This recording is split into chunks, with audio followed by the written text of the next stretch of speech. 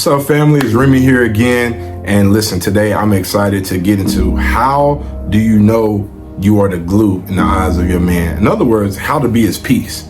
How to be a man's peace. We always hear people talk about, be a man's peace, be a man's peace, be a man's peace. But rarely ever do I hear anyone actually breaking down and explaining what it looks like to be a man's peace. What does a man view as peaceful, right? How can you actually tangibly do these things? Because I believe that there are many women out there who would be more than happy to be a man's peace, but they don't really know what a man considers to be peace. And I think that it's important that as men, we communicate this out loud, that we verbalize this, because a lot of times we internalize things, we talk about things, we critique, but we're not actually telling you what we need or what it looks like. And there are several women who would be more than happy to do it and be that if they just knew. And so I don't want you to be able to use that excuse anymore of I didn't know, because really it wasn't an excuse, it was an explanation. You really didn't know, but now you're going to be able to say Well, first and foremost, I just want to remind you, if you are currently going through a breakup, you're going through a healing journey type of season, I would love to have the opportunity for you and I to meet. I do one-on-one coaching calls. I am a self-worth coach, and I am also a purpose coach. So if you're currently on the healing journey, or you are trying to figure out your purpose in life and you're trying to make profit in that purpose, feel free to click that link below in the description and schedule a one-on-one coaching call with me. I cannot wait to meet you. All right, let's get into it. The number one way, and I'm gonna give you three, but the number one way a man is like going to view you as his peace is, and this is in no particular order, is you have self-control over your words. You have self-control over your words. Actually, I scratched that. This is number one. This is going at the top. You have self-control over your words. Most women struggle with their words, with how they communicate to a man. You do not want to be a woman who is naggy, who complains, who speaks death over their man. Death means the opposite of life, because death and life is in the power of the tongue. You want to be encouraging. You want to be uplifting, right? You want the ratio of positive to negative to be lopsided.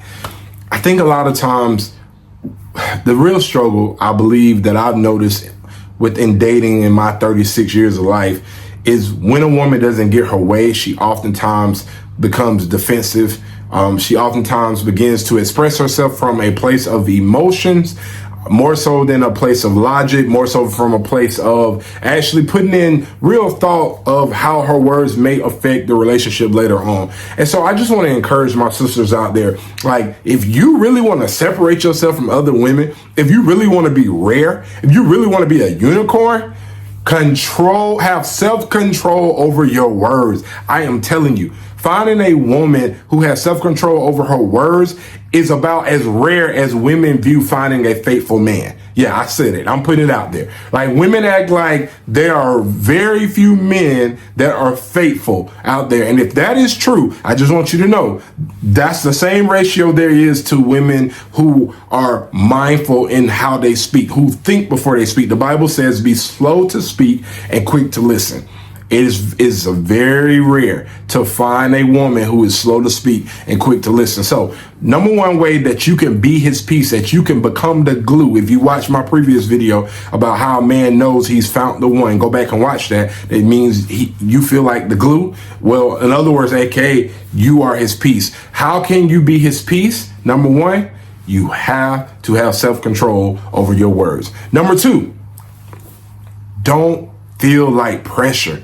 Don't pressure him, right? I think a lot of times when you have your preferences, right? You have the way that you want things to work. You have your desires, you have your expectations. As soon as something doesn't go the way that you want it, I can't say we because I'm not a woman, but you can start to express what you wish things were like, or what I want you to do, or why don't you ever do this? Well, I just feel like this, or last time you said, and next thing you know, you have now become pressure, right? You're making life harder, and you have to remember, as a man, we already internalize pressure on a daily. questioning ourselves, wondering why we aren't further along, wondering why we haven't done this, wondering where God is. Shoot, as a man, you even struggle to feel like a son to God because we're not used to looking up to another man, especially black men. As a woman, it's a lot easier to be like Abba, Father, Daddy, God. We struggle with that as men. And so you have to understand we already have internal pressure, so we don't need external pressure as well, because we're dealing with internal pressure within ourselves. We're dealing with external pressure from the world, from family, right? We're dealing with comparison pressure. And then now pressure from the one that I need to be my glue, from the one that I need to be my peace. No. If you want to be his pieces, you do not want him to view you as another additional form of pressure. No, we can't do that. We can't do that. All right. So that's number 2, right? You do not want to be his pressure. Remove the pressure. OK, leave room, leave space for him to be himself. Go with the flow. Right. Because this is a good, godly man. So you can trust him. Go with the flow. Watch this. Trust his leadership. That's still number 2. Trust his leadership. That's what it means to not be pressuring it. Is you're trusting his leadership, because there's a way for you to have a voice or for you to bring up what you feel, what you desire, what you want, without doing it in a pressuring type way.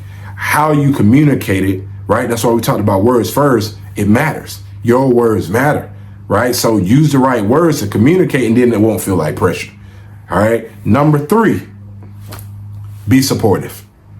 If you're with a good, godly man, that means that he has a plan. That means that he knows his purpose. That means that he has vision. He has vision. He's going somewhere. He's doing something, right? So if he is out here moving with that type of leadership, that type of purpose, that type of vision, then that means he is going to need help somewhere along the way. Be his helpmate. Support the vision, because for every win that he has, guess what? That's your win too. You guys now are a team.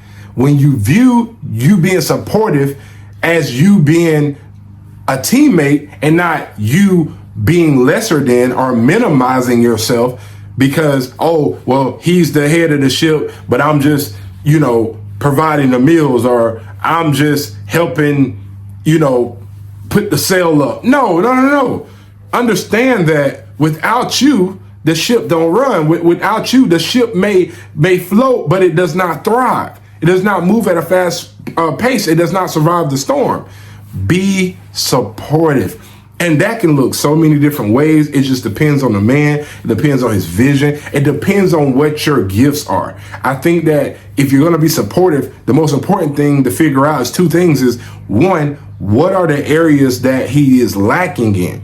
Does he need help being more organized? Does he need help eating better?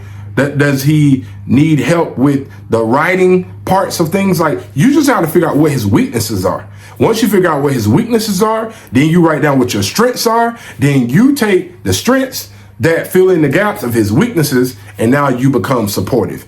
All of these things add up to you being his glue, aka his piece. I'm not going to just tell you be his piece. I'm going to communicate to you how you can be his piece.